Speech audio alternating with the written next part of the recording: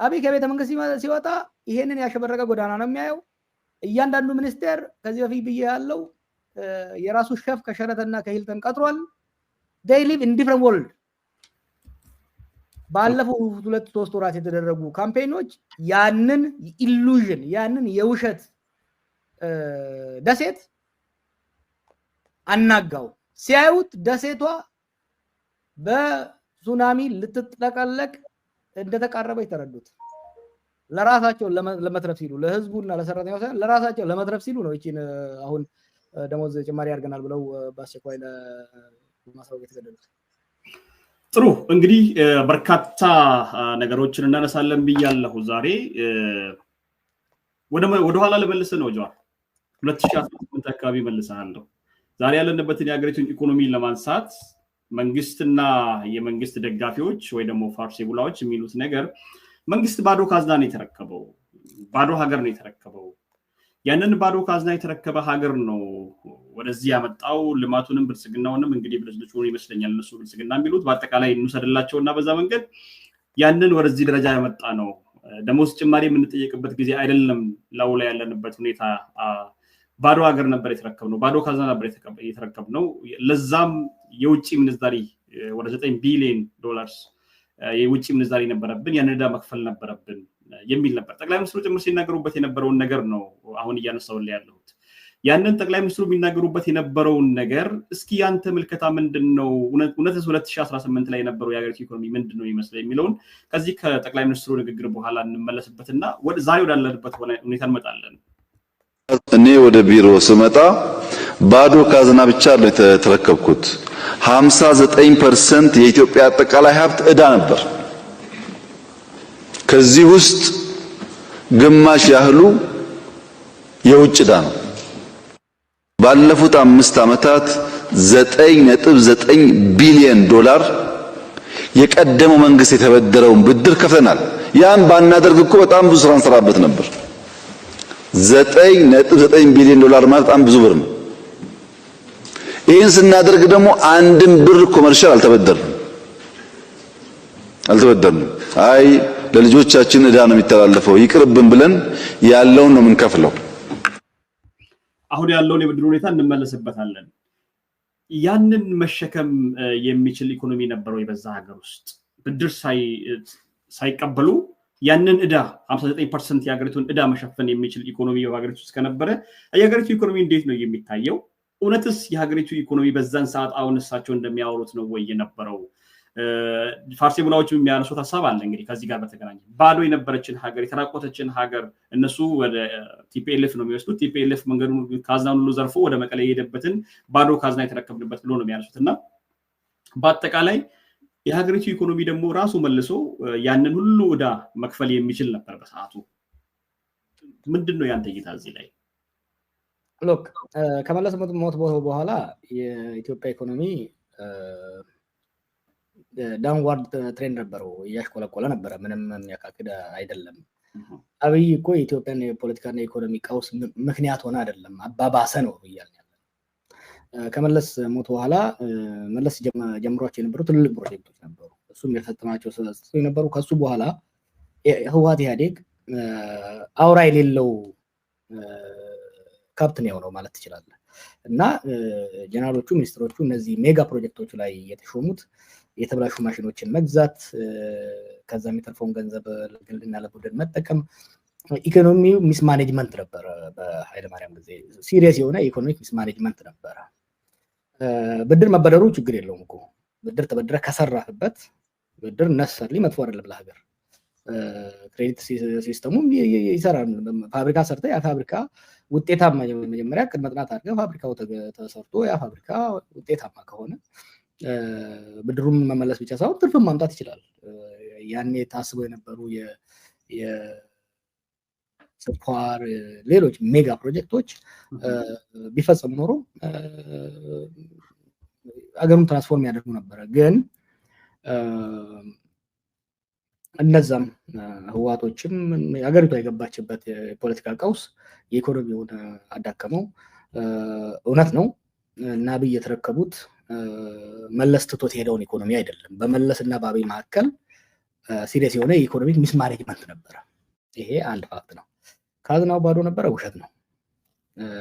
ገንዘብ ተዘርፎ ነበር፣ አዎ። ተሰርቆ ነበር፣ አዎ። ግን ሪሜምበር ለውጡ አብዮታዊ እንዳይሆንና ከውስጥ በሚመጡ አመራሮች እንዲቀጥሉ ያደረግንበት አንዱ ምክንያት እንዲህ አይነት የሀገር ዘረፋ እንዳይፈጸም ነው እና የሀገሪቷን የተቋማዊ የኢኮኖሚ ተቋማት ከልክ በላይ ሊያዛንፍ የሚችል ዘረፋ አልነበረም የተካሄደው። ኢኮኖሚ was not fully healthy ግን እዛው ነበር። ኦኬ let's say 9.9 ቢሊዮን ብድር ከፈልኩ ነው ያለው። ስንት ያህል ገንዘብ ነው በጦርነት ያጠፋው? አብይ $60 ቢሊዮን ነው። ትግራይ ላይ በትግራይ በተደረገው ጦርነት ብቻ 30 ቢሊዮን የከሰርነው። አማራ፣ ኦሮሚያ እና ሌላው ስንጨምረው ይሄ ማለት የወደመው መሳሪያ፣ የወደመው መሰረተ ልማት፣ ኦፖርቹኒቲ ኮስቱ፣ ያጣነው ኢንቨስትመንት ስድምረው 60 ቢሊዮን በትንሹ እስከ 100 ቢሊዮን ሊደርስ የሚችል ነው። ሶ 9 ቢሊዮን መክፈሉ ነው ያዳከመው ወይ 60 ቢሊዮን ጦርነት ማውደም? ከዛ ወዲህ ወደ 30 ቢሊዮን ደግሞ በዚህ በልጅ ጨበራ ጩርጩራ ማፍሰስ፣ ዲም ላይት ሰው እየተራበ ሀገር እየፈረሰ የሺሻ ቤት የሚመስል ዲም ላይት መስራቱ ነው ያዳከመው። ያስ ህወሓትና አገዛዙ የራሳቸው ድክመት ነበራቸው። ለዛ ነው ከስልጣን የወደቁት እኮ። I don't know why they make the same mistake. if you go back በዛ ጊዜም ስለነበረው ምንድነው ኢኮኖሚ ነው ማኔጅ እያደረጉ ያሉት። በኢኮኖሚ መስመር ነው የምንመጣባቸው፣ በኢኮኖሚው መስመር ነው የምንጥላቸው ስል ነበር በቄሎ ጊዜ። ሲምፕል that's what we did። ከነ አብይ ጋር ሲነጻጸር ግን እነዛ የዚህን ሀል ሚስማኔጅ አላደረጉም። እውነቱን ለመናገር ኃይለማርያም ጠንካራ መሪ አልነበረም፣ ግን ባለጌና ዱርዬ አልነበረም። በሀገር የሚጫወት ሰው አልነበረም። he was a responsible moral man። አሁን እኮ ዲል እያደረግን ያለ ነው ግንዛቤም የሌለው እውቀትም የሌለው ስነ ልቦና የሌለው ሀገር ምን እንደሆነ የማይረዳ ሀገርን እንደ ሸምሱ ሱቅ በደረቴ ሊጫወትባት የሚፈልግ የ130 ሚሊዮን ሀገርን ህዝብን ሀገር እንደ ሸምሱ እኮ ስማ ነጋዴው ይሄ በሱቅ በደረቴ ይዘው ልጆች የሉም ሜክሲኮ። እነሱ እኮ በኢትዮጵያ ኢኮኖሚ አብይ የተጫወተውን ያህል እነዛ እኮ አይጫወቱበትም በሚሸጧት መላጭና ሰልባጅ። he played with the economy። ከዛ ምንድን ነው ያደረገው? በጦርነት ካወደማት በኋላ ከጦርነት የተረፈውን በብልጅ ላይ ካጠፋው በኋላ 100 ቢሊዮን የሚያክል ገንዘብ ካበጠፋ በኋላ ስለ ህዋቶች ስላጠፉት 9.9 ቢሊዮን ማውራት ይፈልጋል። ህዋቶችማ ተቀጡ፣ ስልጣን አጡ እኮ በዛ ምክንያት። ናው እሱ በእነሱ ማአት እጥፍ 10 እጥፍ አጥፍቶ እነሱ ላይ ሊያላክክ ይፈልጋል። ኖ አብይ ሀገሪቷን በጦርነት አድቅቆ ከዛ የተረፈውን ገንዘብ በብልጭልጭ ላይ አባክኖ መጨረሻ ላይ ምን አደረገ? እንግዲህ በጦርነት የተዳከመን ኢኮኖሚ ከዛ የተረፈችውን በብልጭልጭ የጠፋን ኢኮኖሚ ስትራክቸራል አድጀስትመንት ብሎ ሄዶ ከ1980ዎቹ ወዲህ በዓለም ላይ የተጠላን ስምምነት ከአይኤምኤፍ ጋር ገባ። ይህ ማለት ምን መሰለ? ኦልሬዲ ታሞ ከአልጋ ቁራኛ ለሆነ ሰው ኮሶ እንደመስጠት ነው። ኢሚኒቲው ተዳክሞ አልጋ ላይ የተኛን ሰው ኮሶ ብትሰጠው ሽንት ቤት ሄዶ እዛው ነው የሚሞተው፣ እዛው ነው የሚቀራት። that's what he did to economy። ኢኮኖሚው ኮላፕስ አደረገ። ሶ ምንድነው አሁን እያደረገ ያለው? ብር ፕሪንት እያደረገ ደሞዝ ወደ መስጠት ነው እየሄደ ያለውና ይሄ he has nobody to blame። ቲፒኤልኤፍ ላጠፋችው ጥፋት ተቀጣለ፣ ከስልጣን ተባራለች። ኃይለማርያም ላሳየው ድክመት እጅ አውጥቶ በቃኝ I messed up ብሎ ስልጣን ለቀቀ። now you want to blame that man the man who acknowledge የራሱን ድክመት acknowledge አድርጎ ስልጣን የለቀቀ ሰውዬ ብሌም ማድረግ ይፈልጋል። ጆዋር ከዚህ ጋር ግን በደንብ ማንሳት የፈለኩት ነገር እኔ ምንድነው አሁንም ወደ ኋላ ለመለስ አሁን ይሄ ቪዲዮ ቢያንስ ከተወሰኑ አመታት በፊት የተወራ ቪዲዮም ጭምር ነው ግማሹ ማለት ነውና እኔ ማንሳት የፈለኩት ነገር በዛ ሰዓት የነበረው የሀገሪቱ ኢኮኖሚ ቢያንስ ዕዳ መክፈል የሚችል ኢኮኖሚ ነበር ማለት እንችላለን። ከሚሰራው ነገር ከሚሰበሰበው ግብር ካለው ሁኔታ የቄሮ ሙቭመንት እንኳን በነበረበት ሰዓት ውስጥ ነው ይሄ ነገር የነበረው። ምናልባት የሀገሪቱን ሜጋ ፕሮጀክቶች ማስኬጃ ሊሆን ይችላል ይሄ ብር ሀገሪቱ የተበደረቻቸው ብሮች እነዚህ ብሮች ማለት ነው ዛሬስ ያለው የሀገሪቱ ኢኮኖሚ እንደምን ያለ ነው ቢያንስ የዛን ጊዜ የነበረውን የሀገሪቱን ኢኮኖሚ ብንመለከት ያንን ዕዳ መክፈል የሚችል ኢኮኖሚ ተገንብቶ ነበር ማለት ይቻላል ዛሬስ ያለው የሀገሪቱ ኢኮኖሚ እንደምን ያለ ነው ምን ያህል ዕዳ መክፈል ይችላል ብድር ሳይበደሩ ያንን አብይ ማድረግ ይችላል ወይ ዛሬ ያንተ እይታ ምንድነው እዚህ ጋር ምናልባት ከዚህ ጋር በተገናኘ የሱን አንድ ቪዲዮ ጨምረን ድጋሚ ብንሄድበት ይሻላል በያሰብኩና አንድ ቪዲዮ አዘጋጀው እንዲሁ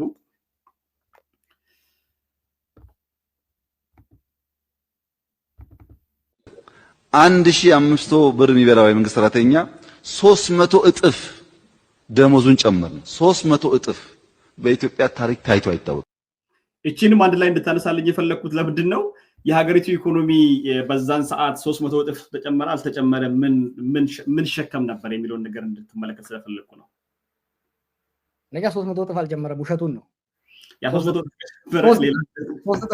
300% ለማለት ፈልጎ ካልሆነ በስተቀር he's used to lying so much he can't afford it pathological ሆኖበታል he has to lie unnecessarily that's what surprised me ko ፖለቲከኛ ያጋንናል ያለ ነው አቺቭመንቱን ያጋንናል ግን ተራ ቀዳዳ ነው እያቀረበ ያለው ለምሳሌ ያኔ ብድር መክፈል የሚችል ኢኮኖሚ ነበር አሁን ይችላል ኢትዮጵያ የስትራክቸራል አድጀስትመንት እንድታረግ IMF እና ወርልድ ባንክ ለረጅም ጊዜ ኢኮኖሚክ ሊበራላይዜሽን እንዲገቡ ለረጅም ጊዜ ጫና ሲያደርጉ ነበር እምቢ ነው የተባሉት መለስ ብቻ አይደለም የኢትዮጵያ ኢኮኖሚስቶች I cannot find a single Ethiopian economist ብዙዎቹን አዋራቸዋለሁ ኢትዮጵያ ላለችበት የኢኮኖሚ ደረጃ በአሁኑ ወቅት ሊበራላይዜሽን ስለ ስትራክቸራል አድጀስትመንት ጠቃሚ ነው የሚል አንድ ሰው አላየውም ለምንድነው ሁሉ እሱም እኮ አብይ ራሱ እኮ እምቢ ሲል ነበር መጀመሪያ አካባቢ ላይ 2019 2020 ላይ 20 አካባቢ እምቢ ሲል ነበር ለምንድነው አሁን ማንኛውም ዓለም ሊቀበል የማይፈልገውን የስትራክቸራል አድጀስትመንት ለመቀበል የፈለገው ስለተገደደ ነው ምክንያቱም ኢኮኖሚስ ቤሊያ ምንም ማድረግ አልቻለም ከዚህ በላይ ሶ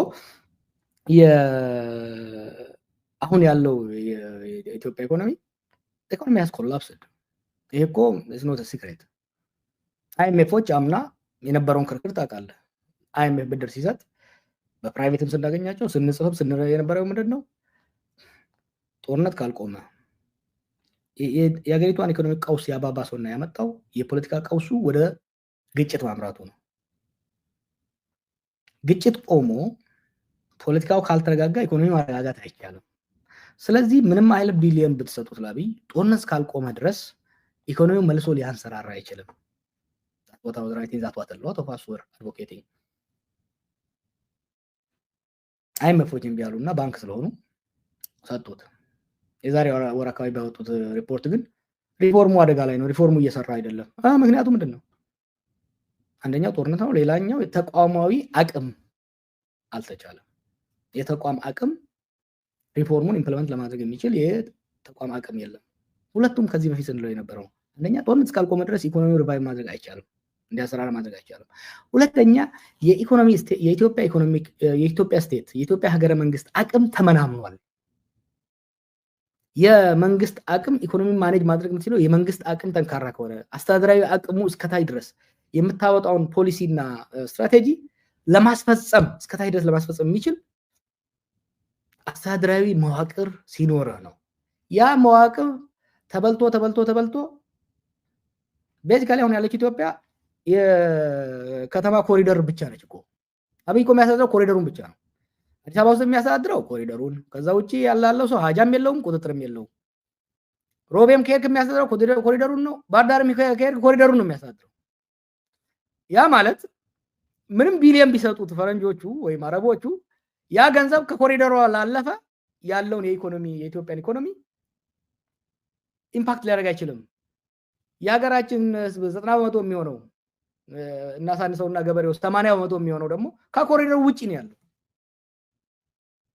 ይሄንን ኢምፓክት ሊያደርግ የሚችል የመንግስት አቅም የለም ይሄ መንግስታዊ አቅም መልሰን መገንባት እስካልቻልን ድረስ ከኢኮኖሚው ቀውስ ለመውጣት ያዳግተናል ማለት ነው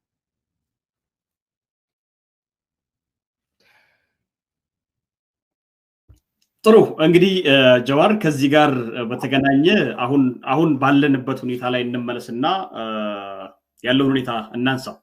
አሁንም ከዚሁ ከእኔ ጋር በነበረው በኢኮኖሚ ጋር በተገናኘው ከኔ ጋር በነበረን ቆይታ አንድ ያነሳው ነገር ነበር። ምናልባት እሱን ነገር እናንሳና አሁን ደግሞ ወዳለንበት ሁኔታ እንመለስና ጥያቄዎችን እናስከትል። የሀገሪቱ ኢኮኖሚ ሁኔታ ያለንበት ሁኔታ እናነሳለን። የደሞዝ ጭማሪው በሀገሪቱ ኢኮኖሚ ላይ የሚያመጣው ለውጥ በተለይም የኑሮ ሁኔታን ለመቀየር ያለው ሁኔታ በደንብ በዝርዝር እንወያይበታለን። ምናልባት ጊዜ ካለን ተመልካቾቻችን ከአንድ የተወሰኑ ሰዎች በአጠቃላይ የተወሰኑ ጥያቄዎችን ብቻ ለመቀበል እንገደዳለን። ጊዜ ካለን ውይይታችንን በዚህ ቋጭተን ሌላ ጊዜ በውይይት እንመልሳለን። በአጠቃላይ ተግባራዊ ሲደረግ ሊቃረብ የሚያሳዩ ነገሮች አሉ። ምናልባት በኋላ የምናነሳው ነገሮች አሉ። እስኪ ይህችን ነገር እንስማና ወደ ቀጣይ ጥያቄ እንለፍ። አንድ መንግስት ለነዚህ የጤና ባለሙያዎች በፍጥነት አጥጋቢ ተደራድሮ ዝም ብሎ በእንትን ቁጭ ብሎ ሌበር ዲስፒዩት ነው ካላወቁ የሚያውቁ ኤክስፐርቶች አሉ። የኛ ሀገር ሰዎች አሉ የማውቃቸው። ለምሳሌ በኢንተርናሽናል ደረጃ የሌበር ዲስፒዩት የአሰሪና ሰራተኛ ክርክርን የሚያሸማግሉ እነሱ አምጥተው መደራደር ነው አንዱ እሱ። በጣም ጥሩ። ሁለተኛው ሰው እየተረዳ እንደሄደ ስለሞድ ነው። ሁለተኛው ነገሮች እንዳይባባሱና እሳቱ እንዳይቀጣጠል ከተፈለገ በመምህራኑ ጋር፣ በፖሊሱ ጋር፣ በወታደሩ ጋር፣ በኮንትራክተሩ ጋር እየተነሱ ያሉት ልጅትመት ጥያቄዎች ወደ መንገድ ሳይወጡ በፍጥነት መልስ መስጠት ፕሪሚቲቭ የሆነ መልስ መስጠት አስፈላጊ ነው። አሁን ይሄ ጉዳይ ከወጣ ወዲህ የመንግስት ሙከራ ምንድን ነው? አንዳንዴ እኮ ኢህአዴግን የበላውን በፍጥነት ነው እያደረጉ ያሉት። they are just a bad copy of EPRDF ነው። አሁን ምን ያደረጉት ባለፉት አንድ ሳምንት ውስጥ ስብሰባ ነው ያደረጉት። ካድሬዎች ሰውን ሰብስበው በ7 ዓመታት የሰራነው ስራ እነኚህ የውጪ ተላላኪ ኃይሎች ምናምን ወዳጄ ዳቦ አጣ ህፃን ከቤት የምታለቅሰው ሰው ቤት አከራዩ ከቤት ሊያባረረው እየሞከረ ያለ ሰው ያን ሊሰማልህ አይፈልግም። መፍትሄ ለኢሚዲየት for his burning question ኢሚዲየት አንሰር ነው የሚፈልገው። ስለዚህ ይሄ እንዳይስፋፋ ከተፈለገ ማድረግ ያለባቸው ቶሎ መልስ መስጠት ነው። ጥሩ እንግዲህ እነዚህ ነገሮች እንደ ትንቢት ነው የሚመስሉት እና ማለት መንግስት አልቀበላቸውም ብሎ የውጭ ተላላኪዎች፣ አጀንዳ አራጋቢዎች፣ አስለቃሾች ሲል ነበር የነበረው። እነዚህ ውይይቶች በምናደርግበት ጊዜ ዶክመንተሪም ጭምር እየሰራ በርካታ ነገሮችን ነበር ሲያደርግ የነበረው በተለያዩ አቅጣጫዎች እና እነዚህም ጉዳዮች አሁን መንግስት ተወያይቶ ነው ወይ ያደረገ ያለው? እዚህ ላይ ስታነሳላቸው የነበሩ ነገሮች አሉ። በደንብ ትዝ የሚለኝ መደራደር አለበት መንግስት ከሰራተኛው ማህበራት ጋር የሚል ነገር ነበር ስታነሳ የነበረው። መደራደር አለበት ከፖሊሱ ጋር፣ ከመከላከያው ጋር፣ ከመምህራኑ ጋር፣ ከጤና ባለሙያዎቹ ጋር ኦልሬዲ የዛን ጊዜ እንትን ውስጥ ነበር የነበሩት እና ትግል ላይ ነበሩ የጤና ባለሙያዎቹ እና ይሄ ወደ ሌላው እንዳይዛመት መደራደር አለበት፣ ከዛ መቀመጥ ያለበትን ነገር ማስቀመጥ አለበት የሚል ነገር ነበር። አሁንስ አድርጎ ነው ወይ ያደረገው? አሁንስ ይሄ ነገር ያስተነፍሳል ወይ? የተጨመረው ደሞዝ ጨመርን ከማለት ውጪ የተጨመረበት መጠን ሁኔታ የሰራተኛውን ኑሮ ያገናዘበ ነው ወይ? ውይይት ተደርጓል ወይ? አሁንስ ምንም ችግር አያመጣም ብለህ ታስባለህ? ይሄ አብይ የሚከተለው የብልጽግና አይዲዮሎጂ የፕሮስፐሪቲ ፖለቲክስ ምን አለው መሰለ? መሪን እንደ ስዩም እግዚአብሔር ነው የሚወስደው። ቶፕ ዳውን ሞዴል ኦፍ ሊደርሺፕ እና መሪን ለዛ ሀገር የሾመው ፈጣሪ ነው። አብይ አክቹዋሊ the representative of God in Ethiopia። ፈጣሪ ለአብይ ስልጣን ሰጠ። ከዛ በኋላ አብይ ደግሞ ለህዝቡ ሰጠ። አሁን ሰው ሲሾም አይተህ እንደሆነ ጠቅላይ ሚኒስትሩ ሹመት ሰጡ። ልክ የኪሱ ስሙን የሰጠ ይመስል እኮ ነው። ሾሙ አይደለም እኮ ሰጡ። an idea of negotiation እኔ አሁን ከህዋቶች ጋር የተደረገው ድርድር የነበረውን ኮንቨርሴሽን መካከል የነበሩ ሰዎች ማዋርቻለሁ በቅርብ እንደውም ስለማውቀው ከዛ ወዲህ ከኦኤል ጋር የተደረገው ድርድርም ጋር ድርድር የሚባል ነገርን አይወደውም። መንግስት የደሞዝ ጭማሪ ያደረገ መንግስትና ሰራተኞች ተደራድረው በዚህ ተስማሙ an idea of negotiation is antithesis to the foundation of Abiy's theory of leadership እና ሰራተኞቹን ሰብስቦ ብዙ ካድሬዎችን አስገብቶ አይተ እንደሆነ ቆራርጠውት ነው አንዳንድ ያልተቆራረጠውን ሰምቻለሁ ከዛ ከነበሩ ሰዎች ተናግሮ አላጨበጭቡ ሲሉ ያፈጥባቸው ነበር አንዱ ሲያጨበጭቡ ያጨበጭባሉ እና እዛ ላይ ወጡ አሁን እዛ ሲደነፋ የነበረው ምንም አያመጣም ተላላኪዎች እንደዚህ አድርገው ምናምን የሚለው በኋላ ላይ ያንን ሁሉ ገልብጦ አሁን ደግሞ መንግስት ደሞዝ ጨመረ የሚለው ለምንድን ነው ፈጣሪ አብይን ሾመ አብይ ደግሞ ፈጣሪን ወክሎ ለኢትዮጵያ ሰራተኞች ደሞዝ ጨመረ is a benevolent በጣም ዊርድ የሆነ በጣም ሜዲቫል የሆነ I don't think ኢምፐረር ኃይለ ሥላሴ እንዲህ አይነት ኢሉዥን አልነበረውም ስለ ፖለቲካል ስልጣን ለይስሙላ ራሱ ሲቪ መዝጋቢያ ይበል እንጂ ኃይለ ሥላሴ he was a pragmatic realist rational guy this guy is irrational አሁን ያኔ ቁጭ ብሎ ከሰራተኞቹ ከሚደነፋባቸው ይሄን ያህል አሳመርኩ አገር ኢትዮጵያን አሳደኩ አይናችሁን ክፈቱ እያለ ሰውን ከሚያስጨንቅ እሺ በቃ ይሄው ያለችኝ ገንዘብ ይቺ ነች ይሄን ያህል ጨምራለሁ ይሄን ያህል ጨምራለሁ ብሎ ቢደራደር ምናልባትም አሁን የገባበት መቀመቁት ላይገባ ይችል ነበር no but he can't do because he is human Xavier he represents God anointed him there እና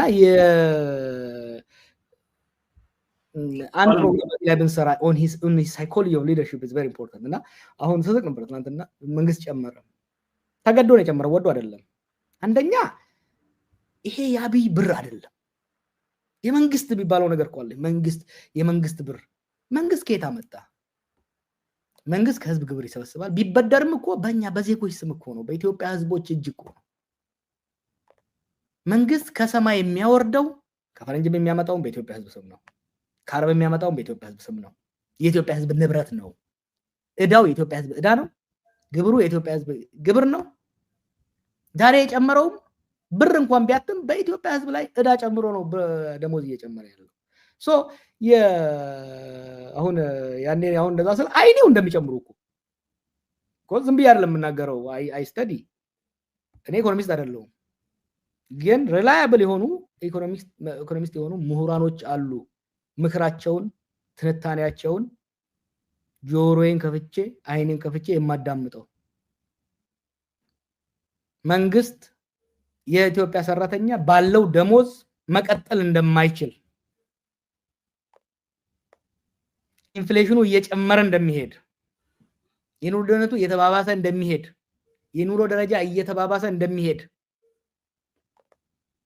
ኢትዮጵያ ከአፍሪካ ነምበር 1 ነች በኑሮ ውድነት በደሞዝ ደግሞ one of the last ይሄ ሰስቴነብል ኮንትራዲክሽን ሰስቴነብል እንደማይሆን ምንም ያህል አብይ ቢደነፋ ሳይወድ በግድ እጁን ተጠምዝዞ አሁን ያደረጋት እንደሚያደርግ እርግጠኛ ነበር እዛ ስብሰባ ላይ ሄዶ አንዳንዴ ሊመሰገን ይገባል አንዴ ልንገር አብይ ያደረገውን መጽሐፍ ውስጥ ጽፎ ያለው ያኔ በካይሮ ትግል ጊዜ ከየዞኑ ልጆቹን ማገናኘት አንችልም ነበር ኢህአዴግ ሻምና ደገልን ልጆቹን ሰበሰበና ጦላይና ዋሻ ድርሶ እንዲያቀናጁ ኢንፎርሜሽን ይፈጠረልን አብይ ምንድን ነው ያደረገው አሁን የክልሉ አመጣቸውና ሐኪሞቹ መመራኖቹ ኮኔት እንዲያደርጉ ካንደር በኋላ ሄደው የነሱ ሰላዮች ሲመረምሩ ድግስ እየተዘጋጀላቸው ነው ስለዚህ ይሄን ድግስ ፕሪምቲቭ ለማድረግ ግን ቱ ሌት የኢህአዴጎችም ችግር የነበረው ምንድነው ችግር ገንፍሎ በራቸው ማንኳኳት መሰሷቸው ማነቃነቅ እስኪጀምር ይጠብቁና ላስት ሚኒት ላይ ሲያፈገፍጉ ይናዳሉ እና አሁንም አይ ቲንክ ኢትስ ቱ ሌት ምክንያቱም አሁን ያደረጉት ጭማሪ በቂ አይደለም በሚቀጥለው በሚመጣው ኢንፍሌሽን ወዲያው ይዋጣል ጥሩ እንግዲህ አሁን ወደ ዋናው ጉዳይ ለመለሰ ጀዋር ዋናው ጉዳይ ደሞዝ መጨመሩ ምን ለውጥ ያመጣል የሚለን ጉዳይ ከማንሳቴ በፊት አንድ እንግዲህ በፌስቡክ ገጻቸው ላይ ያስቀመጡት ስለሆነ ምናልባት ስንጠቀም ቅር የሚላቸው አይመስለኝም በሳቸው ላይም እንትን የሚመጣ አይመስለኝም የራሳቸውን ሐሳብ ስላስቀመጡ አንድ የዩኒቨርሲቲ ፕሮፌሰር ያስቀመጡትን እንደ ምሳሌ ልጠቀምና ወደ ዛሬው ውይይታችን እንሂድ የደሞዝ ጭማሪ ምን ያመጣል በሰራተኛ ህይወት ላይ ኑሮን ለማሻሻል እንደ ቀልድ አድርገው ጭምር ነው ያስቀምጡትና በጣም ግን መራር ሐቅ ውስጥ አለ እሱን ነገር እንድንመለከተው ስለፈለኩ ነው እቺን ነገር ምንድነው የምትለው የዛሬ 37 ዓመት በፊት ስራ ስቀጥር ደሞዝ 500 ብር ነበር በጥቁር ገበያ $1 2 ብር 50 ሳንቲም ብር ነበር ያ ማለት 200 ነበር ማለት ነው አሁን ደሞዜ 20648 ብር በጥቁር ሲመነዘር $1 ይሄ እንግዲህ 2024 እየለጠፉት ነው አሁንም ሰሞኑን አንድ ጽሁፍ ለጥፈዋል እና አሁን ደሞዜ ላይክ ከዚህ ጋር ሲገናኝ ቢጨመርም ጭምር ደሞዜ በደንብ የፈለገውን ያህል ቢጨመር ጭምር ምንም ለውጥ ሊያመጣልኝ አልቻለም የሚል ነው ብልጥ ልጅ ያዙትን ይዞ ያለቅሳል ነው በአጠቃላይ ያስቀምጡትና ለውጡ ምንድነው የሚለው ነው ከዚህ ጋር እንደነሳ ይፈልኩት እኔ ደሞዝ መጨመሩ ይሄን ያህል ፐርሰንት ጨመር ጠቅላይ ሚኒስትሩ ቅድም ሲናገር 300 እጥፍ ምናልባት 300% ምናልባት ሊሆን ይችላል አንተም ቅድም እንዳስቀመጥከውና በዛ እጥፍ ጨመርን ብሎ ሲናገሩ የሰራተኛው የኑሮ ሁኔታን በምን ያህል መንገድ ይቀርፈዋል የዶላር የመግዛት አቅሙስ የብር የመግዛት አቅሙስ ብር ዶላርን የመግዛት እንዲሁም አገር ውስጥ ያለው ዕቃ የመሸመት ጥሬ ዕቃን የመሸመት አለቂቃዎችን የመሸመቱስ አቅም ምን ያህል ነው አሁን ተጨመረ የሚባለው ደሞዝ ምን ያህል ለውጥ ሊያመጣ ይችላል የሚለውን ነገር ማስከተል ፈለኩና እስኪ ያንተ እይታ ምንድነው እዚህ ላይ ምናልባት አንተ እየተናገርክ የሳቸውን ጽሁፍ ድጋሚ ያመጣዋሉ ባይላ መንገድ ያስቀምጡት actually I'm glad ያን ስክሪንሾት አጣው እኚህ ሰው ፕሮፌሰር ናቸው ባለሳሳት አንድ ዩኒቨርሲቲ ውስጥ ደሞዝ ተጨመረ ይባላል ደሞዝ actually አልተጨመረም እዛ ሀገር ኢቨን ማሻሻያው በቂ አይደለም ምክንያቱም መንግስት ምን እያደረገ መሰለ ለምሳሌ የነዳጅ ዋጋ የኤሌክትሪክ ዋጋ የውሃ ዋጋ የግብር ዋጋ ኦኬ በዶላር እየተተመነ ነው የሚጨመረው አይ ቲንክ ከባለፈው ዶላር የብር ዋጋ ዲቫሉት እንዲደረግ ከመወሰኑ በፊትና እስከዛሬ ድረስ ነዳጅ ፕሮባብሊ 5-6 ጊዜ ዋጋው ተጨምሯል ፕሮባብሊ 200-300% ጨምሯል የቴሌም እንደዛው ጨምሯል የኤሌክትሪክ እና የውሃ ፍጆታም እንደዛው ጨምሯል በዶላር እያሰቡ ነው ስትጠይቃቸው ምንድነው የሚሉት ኦፊሻሊ የመንግስት ሰዎች የሚሉት በዶላር ተመነው ነው ዕቃ ምንገዛው ለኤሌክትሪክም ሆነ ሌላም ገዛው በዶላር ስለሆነ በዶላር ተመነው ነው ታሪፉን የሚጨምሩት ለመንግስት ሰራተኛው ሲሆን ግን እንደዛ ያደርጉታል አሁን ሁለተኛው ላይ ፕሮፌሰሩ ያስቀመጡት አይተህ እንደሆነ አሁን ደሞዝ ተጨመረ ነው የተባለው ከፍተኛው ላይ ያለው በዶላር አይ ቲንክ በመለሰ በታሳየው አሪፍ ነው ነባሩ የሚባለው ደሞዝ በ20,000 ከፍተኛ 20,000 ምናምን ሲያገኝ የነበረው ሰው ዶላር 55 በነበረበት ጊዜ ካልኩሌት ሲደረግ $372 ነበር አሁን ጣሪያ ደረሰ ወይ ነው 39,000 ሆነ ሲባል ግን በ140 ስታባዛው ስንት ነው 278,000 ነው ይሄ ኖሚናል እና ሪል ምን ነው አለ የኖሚናሊ ኦልሞስት በእጥፍ ጨምሯል ያሁን የዚህ የከፍተኛ ጣሪያ ላይ ያሉ ፕሮባብሊ ፕሮፌሰሮች ደረጃ ያሉ ሰዎች የሚያገኙት ደሞዝ ኖሚናሊ በእጥፍ ጨምሯል ኢን ሪል ቫልዩ በመግዛት አቅሙ ደግሞ በብር መግዛት አቅሙ ከመዳከሙ የተነሳ ወደ 278 ኦልሞስት $100 ቅናሽ ነው ያሳየው ማለት ነው የዚህን ፕሮፌሰር ጽሁፍ ራሱ ብታየው ሶ የሪል ያደረጉት በቂ አይደለም እኔ ትላንትና ስለጥፍ ምንድነው ያልኩት አትሊስት ችግሩን አክኖሌጅ አድርጎት ችግሩን የህዝቡን ጥያቄ የሰራተኛውን ጥያቄ ተቀብሎ ደሞዝ ማስተካከል ያስፈልጋል ብሎ አምኖ መውሰድ አንድ እርምጃ ሆኖ ሳለ አሁንም ግን የይስሙላ ነው የሆነው ገበያውን ያመጣጠነ አይደለም ገበያውን ያመዛዘነ አይደለም የኑሮ ውድነቱን ያመዛዘነ አይደለም የቤዚክ ፍጆታዎች የእህል የልብስ የኪራይ የመብራት ደግሞ ወጣ ካልክ እንደ ኦሮሚያ ባሉ ክልሎች ውስጥ አንድ ሰው መልእክት ሳነብ ነበር 3000 ብር ቢጨመርልህ ታክሱን 35%ን የቫቱን ምናምን አድርጋ ያ ብቻ አይደለም ቡሳ ጎነፋ ተብሎ የስፖርት ተብሎ የሚሊሻ ተብሎ የድርጅት ቢሮ መስሪያ ተብሎ የምን ተብሎ እጅ የሚደርሰው ከ3000 ውስጥ 1000 አይሆንም 1000 ደግሞ ምን ትገዛልሃለች እና አሁንም ያደረጉት በቂ አይደለም ከልብ አይደለም የሰራተኛውን ችግር ሊፈታ የሚችል አይደለም ገበያውን በባሰ የሚያባብስ ነው በቂ አድርጎ ገበያውን መረጋጋት የሚያስችል የደሞዝ ጭማሪ አይደለም የተደረገው አሁንም የሰራተኛውን ኑሮ የባሰ የሚያካብድ ነው የተሰራ ያለው ቀጥሎ የሲቪል ሰርቪስ ኮሚሽን የደሞዝ ጭማሪውን አናውንስ እንዳደረገ የንግድ ሚኒስቴር ነው መሰለኝ መግለጫ አውጥቷል መግለጫው ምንድነው የሚለው ነጋዴው ይሄን አይቶ ዋጋ እንዳይጨምር ይላል ለምን ነው ነጋዴው የማይጨምረው በነጋዴው ላይ እኮ ከ300 እስከ 1000% ነው ግብር ዘንድሮ የተጨመረው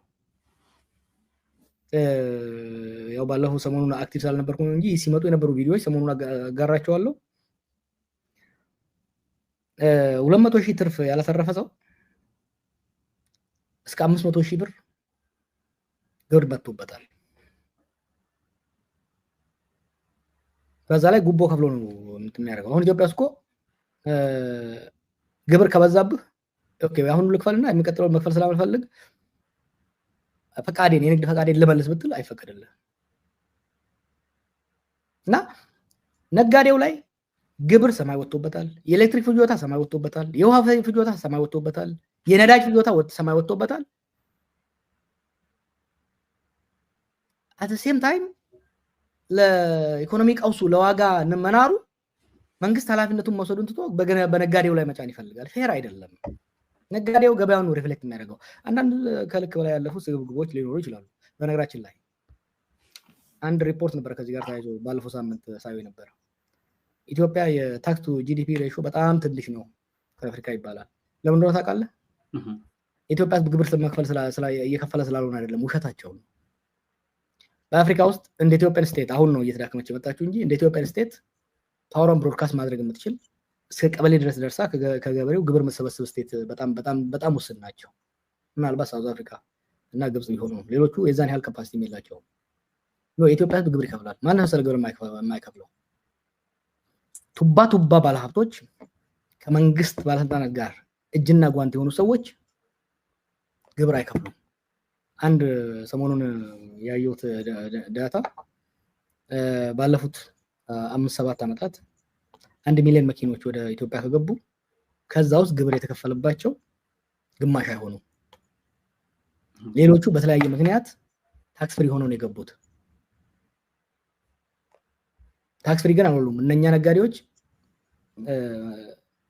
1 ሚሊዮን ከሆነ መክፈል ያለባቸው በመኪናው ላይ ወደ ዘይዱ እነሱ 250 ወይ ደግሞ 25%ን የዛን ግብር 25%ን ለራሳቸው ይወስዳሉ 25%ን ለባለስልጣኑ ይሰጣሉ 50% ሴቭ ያደርጋሉ ማለት ነው this is what's happening የሙስናው መጠን ነው ግብሩን እየጎዳ ያለው እንጂ ኢትዮጵያ ህዝብ ገበሬውማ ግብር ቀፍቅፎ ነው እየከፈለ ያለው በመልቲፕል ደረጃ ቀጥታ ግብር ይከፍላል አሁን እኮ የዶሮም ያህያም የበግም ግብር ይከፍላል የመሬት ይዞታ ብቻ አይደለም ከዛ ላይ የሚሊሻ ይከፍላል የስፖርት ይከፍላል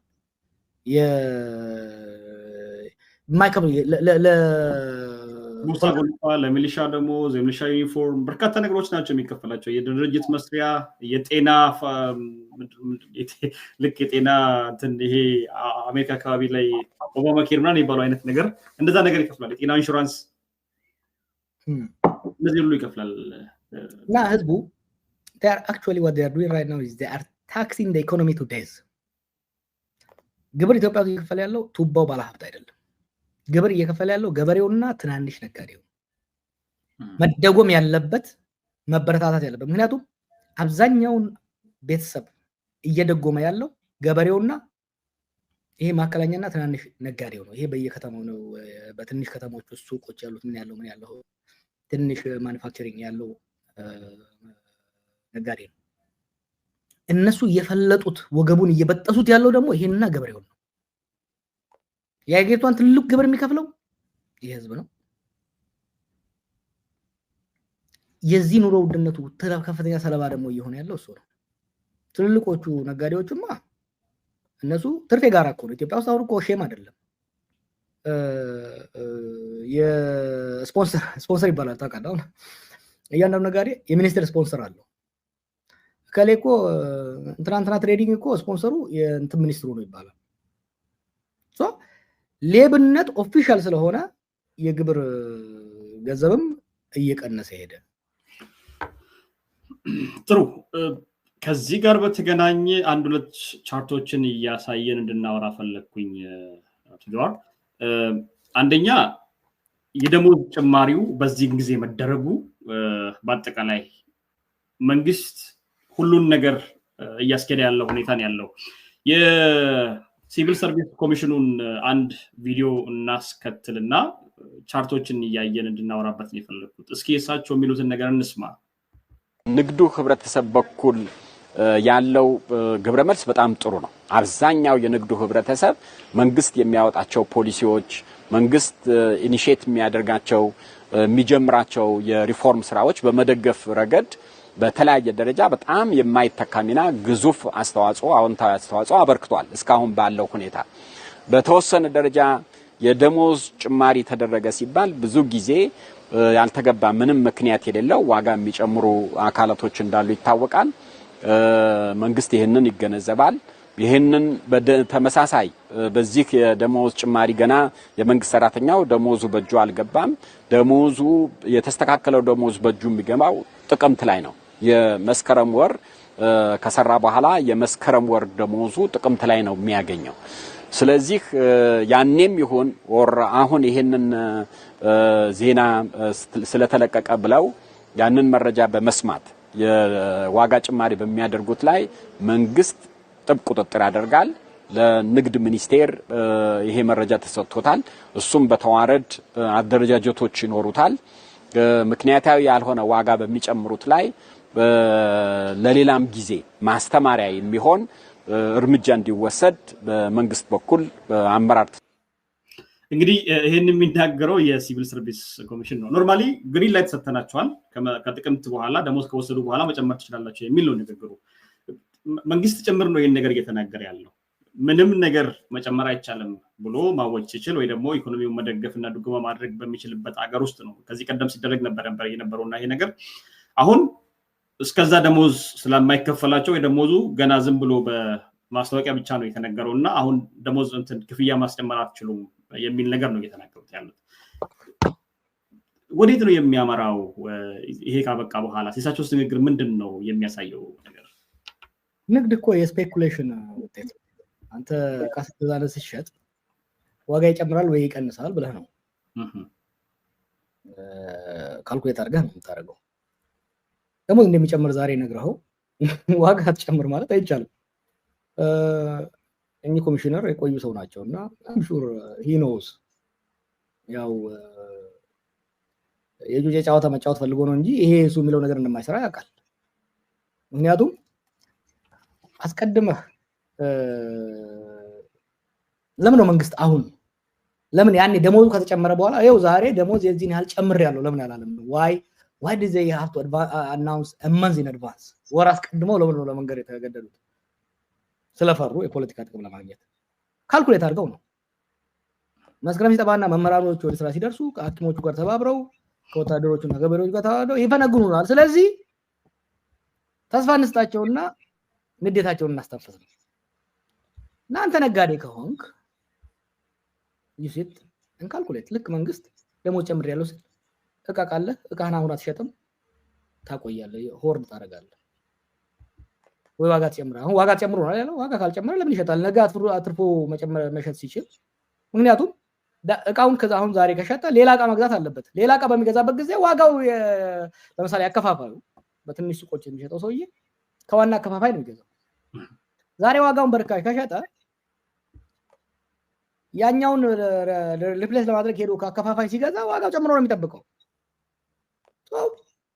የማርኬት ዲስቶርሽን ነው እያወሩ ያሉት። ይሄ የሚሰራ አይደለም። ምን መሰለህ ሰውን እየሸወዱ ያሉት አይኤምኤፍ አንቆቸው ይዟል። አይኤምኤፍ እናት ነው ያሉት እንጀራ እናት ሳይሆን አውሬ ሆናባቸዋለች። ዶላርን ወጥራችሁ ነው የውሸት ነው አሁን ያለው ኤክስቼንጅ ሬት የውሸት ነው 250 አስገቡ እየተባሉ የነዳጅ ሰብሲዲው ሙሉ በሙሉ አላነሳችሁትም አንሱት እየተባሉ ኦኬ የመብራት የውሃ ዋጋ ጨምሩ እየተባሉ ነው። መስከረም በኋላ ዶላር አሁን 180 ነበር መልሰው ወደ 160 ይሄዳል 200 ይገባል 250 ይሄዳል። ይሄ ሳይታለም የተፈታ ነው። እንት መስሏቸዋል እኮ የሚሸውዱ መስሏቸዋል ነው። ባለፈው እንዳልኩት ነው ግለሰብ አምታቶ ሸቅሎ ምናምን በዚህ ሰርቆ በዛ ቆራርጦ ሀብታም ሊሆን ይችላል። መንግስት አይችልም። ሀገር እንደዛ አይቻልም። አሁን ባለፈው ልክ እንደዚህኛው ኮሚሽነር አንዳንድ ያሳዝኑኛል ነኝ ሰዎች ምክንያቱም እያወቁ they go against their own thinking ህሊናቸው ከህሊናቸው የተቃራኒ ነገር ነው የሚናገሩት። ባለው አሁን የብሔራዊ ባንክ ገዢ ወጥቶ ዶላር ከዚህ ካልወሰዳችሁ እንወርሳለን ምናምን ይላል። ዶላርን 180 ያስገባው ምን እንደሆነ ማሞ በደንብ ያውቃል። የኮንትራባንድ ፈቅደው ወርቅ ከዱባይ መጥቶ ኬንያ ላይ ሱዳን ላይ ካፈር ተደባልቆ እንደ አዲስ መጥቶ ይሸጥላቸዋል። እነሱ ይሄን በብር ይገዙታል። ነጋዴው ቶሎ ያንን ብር ወደ ዶላር መቀየር አለበት። ዶላርን ሰማይ ያወጣው ይሄን ነው። ይሄንን የሚሰራው 70% 80% ይሄን ሲሰራ የነበረው መንግስትና ከመንግስት ጋር የነበሩ ነጋዴ ናቸው። አሁን ውጭ ሀገር ያሉ ሐዋላዎች ሲያስጠነቅቅ ነበር ማሞ ሊስት አውጥቶ ስም መጥራት አልፈልግም ቤዚካሊ አንዳንዶች ተገደው ስለሆነ ከአሜሪካና ካናዳና ከሳውዲ አብዛኛውን ዶላር ገዝቶ በቀጥታ ኢትዮጵያ ወስዶ የሚያስረክበው ከመንግስት ጋር ሼር ያለው የሐዋላ ድርጅት ነው። እዛ ሊስት ውስጥ ግን የለም። ኦኬ they think they are smart no እንደማይሰራ ማሞ ያውቃል። አቶ መክሪያም ያውቃሉ። ይሄ ነጋዴውን ብሌም ማድረግ እንትን ነው። በእኛ ባህል በሀገራችን ባህል ነጋዴ ስግብግብ ነው፣ ነጋዴ ሌባ ነው፣ ነጋዴ ምናምን ነው ምናምን። ኢትዮጵያ ውስጥ ነጋዴውን ሌባ ያደረገው ነጋዴውን እንዲሰርቅ አንደርግራውንድ እንዲሄድ ያደረገው ምንድነው? መንግስት ነው። የመንግስት ሰው መጥቶ 1 ቢሊዮን ታክስ አለብህ ይላል። 1 ቢሊዮን ታክስ አለብህ ብሎ አረን ያልችልም ስትል አይ እንደዛ ከሆነ ዝቅ አደርግልሃለሁ ወደ 500,000 ግን ከ500,000 ውስጥ 200,000 ለኔ ይሰጣል ከመታተርፋት ከመቀነሱ 250,000 ትሰጠኛለህ አትሊስት 250,000 ታተርፋለህ ይላል። therefore ነጋዴው ከሌባ ጋር ከነኚህ ሌቦች ባለስልጣናት ጋር መስማማት ግዴታ ሆነበት። ኔምስ እኮ አይ ስፔንድ እኔ ድሮ ኢትዮጵያን በሩቅ ነው ማቃት በቀርቤ እስር ቤት እያለሁ በተለይ ከእስር ቤት ከወጣሁ በኋላ በደንብ ነው ያጠናሁት how the whole system works። ወዳጄ ለኢትዮጵያ ዋጋ ንረት ነጋዴ ተጠያቂ አይደለም። ለኢትዮጵያ ዋጋ ንረት ታሪካዊ ጠላቶቻችን የውጭ ምናምን አይደለም። የኢትዮጵያ የዋጋ ንረትና የኢኮኖሚ ቀውስ የአብይ አህመድ የአመራር ውድቀት በስልጣን መባለግ በኢትዮጵያ ታሪክ ሳይሆን በአፍሪካ ታሪክ እንደ አብይ በስልጣን የባለቀ የተጨማለቀ ሰው ኖሮ አያውቅም። ሀገርን በጦርነት ካደቀቀ በኋላ የተረፈችዋን ገንዘብ ለሽርሽርና ብልጭልጭ ካባከነ በኋላ ሄዶ የታመማችውን ሀገራችንን ታማ አልጋ ላይ ያለችውን ሀገራችንን ኮሶን የሰጣት ከአይኤምኤፍ ስትራክቸራል አድጀስትመንት አሁን አፍንጫውን ይዘውት እያሽከረከሩት ደሞዝ ግብር ጨምር፣ ነዳጅ ጨምር፣ የውሃ ጨምር፣ የኤሌክትሪክ ጨምር የኢኮኖሚክ ሶቨሬኒቲያችንን ኢኮኖሚያዊ ሉዓላዊነታችንን አሳልፎ ከሰጠ በኋላ አሁን ከታች ያሉትን ትንንሽ ነጋዴዎች በዝርፊያ በዋጋ ስግብግብ ይላቸዋል። ስግብግብ እኮ የሆነው ነጋዴው ኢትስ ሰርቫይቫል ኢንስቲንክት እኮ ነው። ከአቅም በላይ ግብር ከፍሎ ከአቅም በላይ ሙስና ከፍሎ ቤቱ እየፈረሰበት ወጥቶ እንደፈለገው እንዳይነግድ የጸጥታ ችግር እያስቸገረው እቃው መንገድ ላይ እየተቃጠለበት እየተዘረፈ ሾፌሩ እየታፈነበት ይሄን ነጋዴ ብሌም ማድረግ ይፈልጋሉ። እና የችግሮች መነሻው መንግስት ራሱ ነውና መንግስትና የመንግስት ቁንጮ ነው። ይሄንን ባዘው እነኚህ የሚያወሩ ሚኒስቴሮች ዊቶክ they know እኮ ለፈርተው ግማሾቹ ተስፋ ቆርጠው ነው እንጂ ይሄን የሚያወሩት they know things are not working you know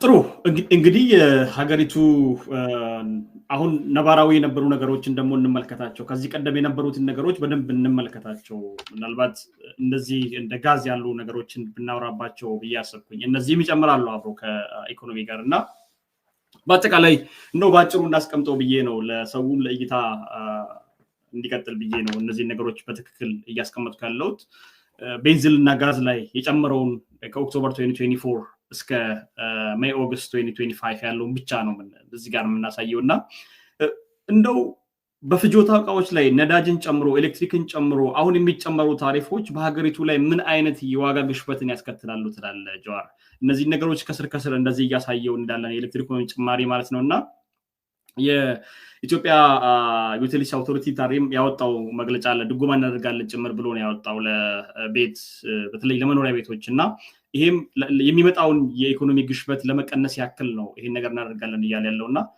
እነዚህ ነገሮች ወዴት ነው አገሪቷን የሚወስዷት አጠቃላይ መሰረታዊ የሚባሉት ነገሮች ቤንዚል ኤሌክትሪክ እነዚህ ነገሮች አገሪቱን ኢኮኖሚ ወዴት ነው የሚወስዱት አሁን ካለው ሁኔታ ጋር ግዴታ የብር አቅም መግዛት አቅም በዛው ደረጃ ወርዷልና ማለት ነው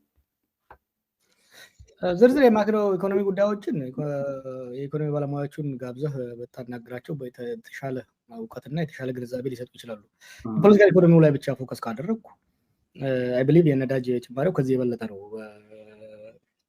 በመብራትም በሌላኛውም ያለው ጫና አለባቸው ሄደው የፈረሙት ይሄ ከአይኤምኤፍ ጋር የፈረሙት እንጀራን እናታችን ብለው ከአራጣ አበዳሪ ጋር ነው ሄደው የተፈራረሙት አሁን አብይ ቅድም አንዱ ባወጣው ቪዲዮ ላይ ከግል አበዳሪ አልተበደርንም ይላል ከግል አበዳሪ መበደር ይሻላል ምክንያቱም የግል አበዳሪ ገንዘቡን ነው እንጂ የሚጠይቅ ፖለቲካና ፖሊሲህን የፖለቲካና ፖለቲካል የኢኮኖሚ አውቶኖሚህን ሉዓላዊነትህን ነጥቆ አይቀበልህም የግል አበዳሪ ባንክ እና ይሄ የሚያመጣው ኢምፓክት ቀላል አይደለም በሰው ላይ እንዳልኩ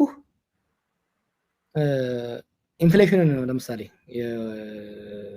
ኢንፍሌሽንን ተቆጣጥረናል ብሎ የሚናገሩት ነገር አለ አንድ ፕሮፌሰር ሃንክ የሚባል የታዋቂ የሞኔታሪ ኢኮኖሚስት ደግሞ የተከታተላቸው ግርግራቸው የተከታተለ በየጊዜ የደረሰበትን ሜጀር ያደርጋል ኢንፍሌሽን ተቆጣጥረን የሚሉት እንዴት በማድረግ መሰለ የብር ሰርኩሌሽንን ማለትም ባንኮች እንዳያበድሩ በማፈን ነው ያም እንደ የብር ማፈን ምን አደረገ ንግድን በጣም አቀዘቀዘው ሪል ስቴት ወድቋል አሁን ሪል ስቴት የሪል ስቴት ንግድ ሌሎች አብዛኛው ንግድ በጣም ተቀዛቅዟል ምክንያቱም ሰው ብር ማግኘት አልቻለም ባንኮች ብር መስጠት አልቻሉም ሶ ለምሳሌ ባንኮች አሁን ብር ከና ማሙ ወረቱ ሲቀበሉ ሄደው በብላክ ማርኬት ዋጋ ነው የሚሸጡት 130 ምናምን ከብሔራዊ ባንክ ይገዛሉ ሄደው 170 ብር ይሸጣሉ they make that much money easily ለኢኮኖሚ መንሰራራቱ ኮንትሪቢዩት እያደረጉ አይደለም ስለዚህ የሚመጡት ወራት በተለይ ለደሞዝተኛው ለደሞዝተኛው ብቻ ለገበሬው እኮ እያወራን አይደለም ገበሬው ዘንድሮ ወይ መሬቱን አላረሰም ወይ ካረሰ ከአምናው በግማሽ በታች ነው ያረሰው ሙሉ መሬቱን ካረሰ ከግማሽ በታች የሚሆን የመዳበሪያን ነው የተጠቀመው አሁን ደግሞ ኢትዮጵያ መሬት እንደ ድሮ አይደለም መዳበሪያ ለምዷል ያለ መዳበሪያ አመርትም እዚህ አንተ ወጣህበት አካባቢ ወደ በትራክተር ብታረስበት አርሲና ባሌ አካባቢ ብትወስድ ትራክተር በግድ ካልገዛችሁ እያሉ ገበሬዎችን በማህበር እያደራጁ ወር ሳይፈጅ የሚሰበር ትራክተር ሰጥቶባቸው ሰው እዳ በዳው በዛ ላይ ነው ዘንድሮም የመዳበሪያ ዋጋ በእጥፍ አምና 3800 ምናምን የነበረ መዳበሪያ ዘንድሮ በ9000 አልተገኘም ያን ራሱ አንድ ጊዜ ለጥፈው ነው ሴቲንግ ዚ ምዕራብ ሸዋ አካባቢ አይተንዶን ምንድነው ነው የማዳበሪያ እያለ የለም ብለዋቸው ዋጋ ይጠብቁን ልክ ሰው ዴስፕሬስ ሲሆን ያን መዳበሪያ ከነጋዴው ጋር ተስማምተው መሸጥ ጀመሩ ሶ የኑሮ ውድነት እየጨመረ ነው የሚሄደው ዶላር መጋሸቡ ይቀጥላል በሚቀጥለው አመት ውስጥ 250 አስገቡ ተብለዋል they will be forced to do that ያ ማለት አሁን 80% ጨመርን የሚሉት ደሞዝ በ6 ወር ውስጥ በዜሮ ይባዛል ማለት ነው it will be completely eroded የነዳጁ ጭማሪ ነዳጅም ይጨምራሉ አሁን ለጊዜው ነው እቺ የፖለቲካ ተኩሳቷ እስከታልፍ ነው ህዝቡ እስኪረጋጋላቸው ነው አመት ባሉን አሳልፈው ይጨምራሉ ነዳጅ ሶ ይሄ አንድ ላይ ሲደማመር አሁን ያነበረ አደረግን የሚሏትን የደሞዝ በየው 80% ለከፍተኛ ደረጃ ላሉት ነው ከታች ላሉት 36% ምናምን ብቻ ነው የጨመሩት which is almost nothing ሶ በነዳጅ ብቻ አጥፋለኝ አሁን አንተ ነዳጅ 40% ተጨመረ ብላል በነዳጅ ብቻ የሚያልቅ ነው ማለት ነው ሶ አሁን ያደረጉት የኢኮኖሚ አድጀስትመንትም ሆነ ዝም ብሎ ባንዴጅ ነው እያደረጉ ያሉት የሀገሪቷ የኢኮኖሚ ችግር መሰረቱ ኢኮኖሚው አይደለም መሰረቱ ፖለቲካው ነው ፖለቲካውን ካላረጋጋ ኢኮኖሚ ጦርነት አይቆምም ጦርነት ካልቆመ ኢንቨስትመንት አይመጣም የሀገር ውስጥ ንግድ ተቀዛቅዞ ይቀጥላል ሎክ አሁን ዝም ብሎ አንዳንዴ ሲዋሹ ባለፈው አራርሳ መርዳሳ የሚባለው የኦሮሚያ ጸጥታ ቢሮ ኃላፊ ኦሮሚያ በሁሉም ወረዳዎች ሰላም ሰፍኗል አለ በሚቀጥለው ቀን ሱሉልታ በሚያሳዝን ሁኔታ ሱሉልታ ማለት 14 ኪሎ ከፊንፊኔ 14 ኪሎ ሜትር ላይ እነዛ ባንከሮች አለቁ እነዛ ባንከሮች አለቁ ማለት የባንክ እንቅስቃሴ እዛ አካባቢ ቆመ ማለት ነው በአማራ ክልል በፊቼ መስመር በአማራ ክልል ጎንደር ጎጃም መኪኖች ሰልፍ ይዘው እስከ ሳምንት ይቆያሉ ያለ ከባድ ወታደራዊ ጃማ መንቀሳቀስ አይችሉም ይሄ ሁኔታ ባለበት ኢኮኖሚ ብልጭልጭ አይደለም ኢኮኖሚ አብይ እንደሚያስበው ስለተመኘው የሚያድግ ነገር አይደለም we fit and make it የሚባለው የፕሮስፔሪቲ ናንሴንስ አይሰራም ለሀገራዊ ኢኮኖሚ ለግል ሊሆን ይችላል አምታተህ አሉ አይደለም አሁን የሚያጭበረብሩ እኮ አሉ በዚህ ማጭበረብ በፒራሚድ በመናም ያጭበረብሩ ሀብታም የሆኑ ሰዎች አሉ you can't do that with the country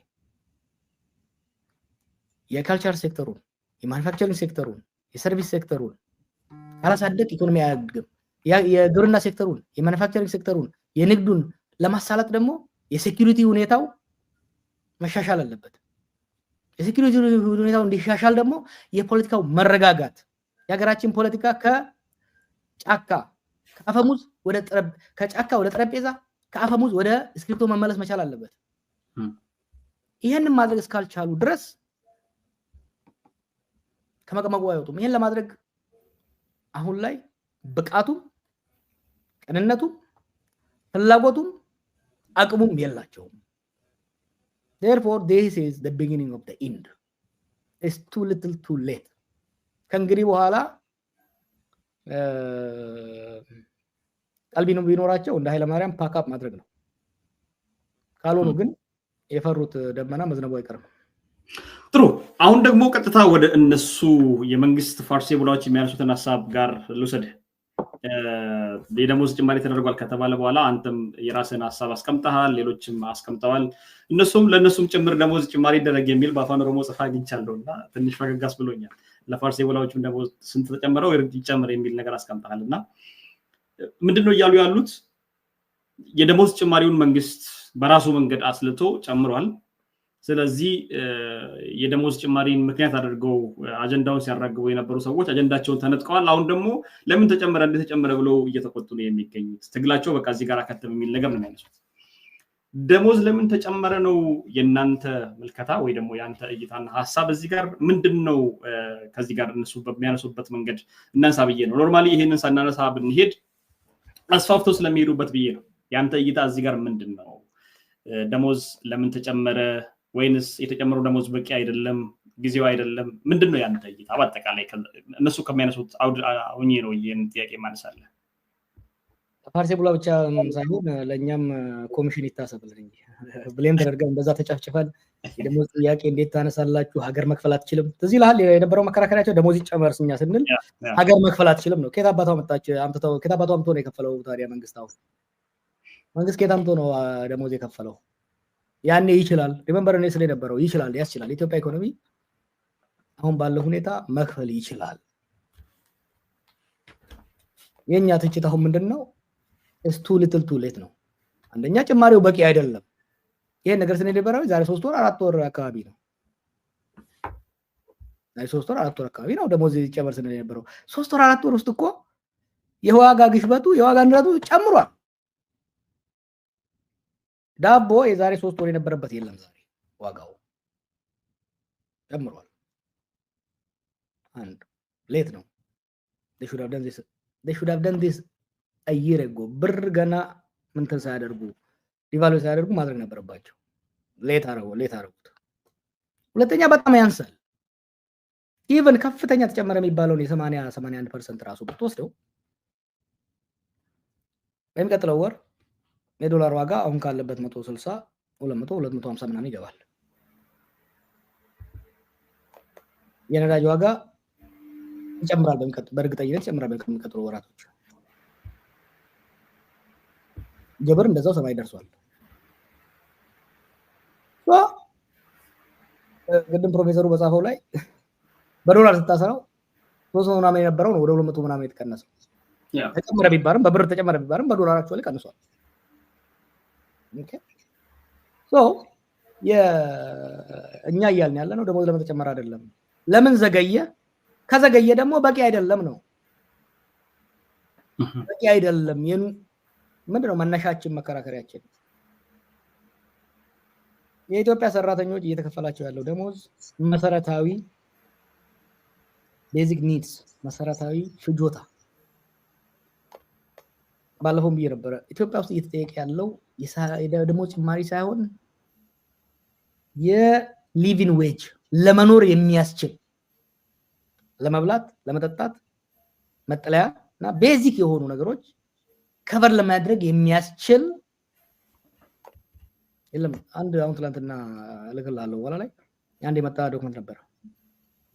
በመድኃኒት ላይ እኮ ታክስ ጥለዋል ያልነበረ ሐኪም ያላዘዘው መድኃኒት ታክስ መደረግ አለበት ብለው ታክስ ጥለውበታል። they are tax in everything እነሱ የሚያደርጉት ታክስ እና መንግስት የሚያደርገው ታክስ እና የዋጋ ጭማሪ ለመታወቂያ ህዝቡ እኮ የማይዘረፍበት መንገድ የለም። አንድ ጊዜ ቁጥር ወደ 21 አይነት መንገዶች አሉ መንግስት ባለፉት 5-6 ዓመታት እያመጣ በዛሬ ደግሞ አሁን ከአይኤምኤፍ ጋር ከተፈራረመ በኋላ በህዝቡ ላይ የጫነው ወደ 21 ምናምን መንገዶች አሉ ሰውን የሚያስከፍሉበት።